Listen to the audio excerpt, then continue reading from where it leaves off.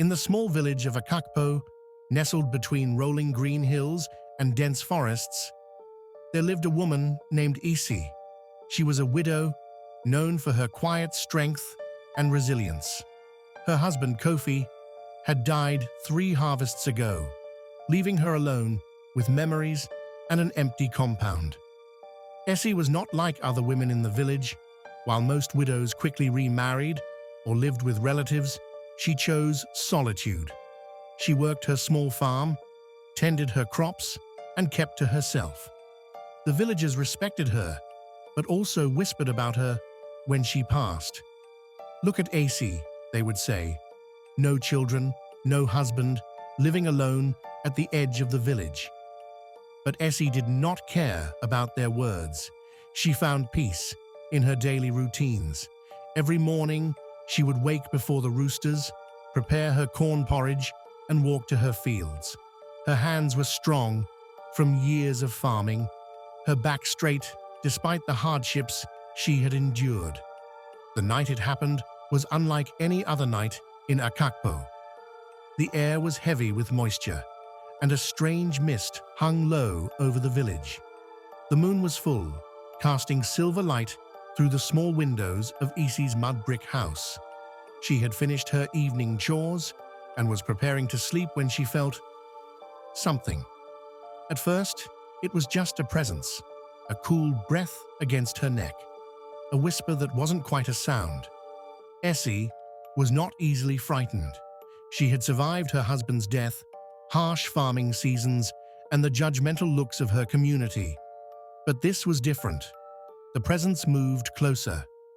She could feel warmth, despite the coolness, a form that was not quite solid, not quite transparent. When it touched her, she did not scream. Instead, a strange calm settled over her. Weeks passed. The village noticed changes in Easy. Her body began to change. Her stomach swelled, but not like a normal pregnancy. The growth was uneven, sometimes moving in ways that defied natural understanding. The village elders began to talk. "She is cursed," some said.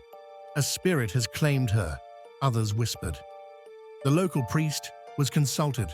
He performed rituals, burned special herbs, and tried to cleanse her. But nothing changed. The pregnancy continued, mysterious and unexplained. When the child was born, the entire village gathered. They expected a monster, a deformed creature. But the baby was beautiful, perfect. A boy with eyes that seemed to hold ancient wisdom. His skin was smooth, his features delicate, yet strong. They named him Kojo, which means born on Monday in the local language. But this was no ordinary child. From the moment he could walk, he showed abilities that confused and frightened the villagers. He could communicate with animals. Birds would land on his shoulders.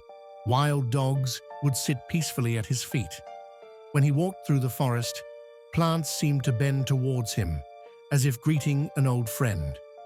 Essie raised him with love and without fear. She understood that her son was different, and she was proud of his uniqueness.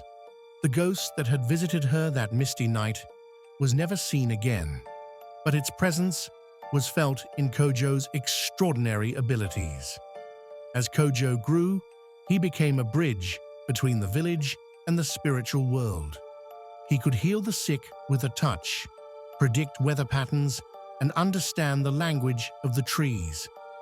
The same villagers who had once gossiped about Isi now sought her son's guidance. Years passed. Isi grew older, her body bent with age, but her spirit remained strong. Kojo took care of her, just as she had taken care of him.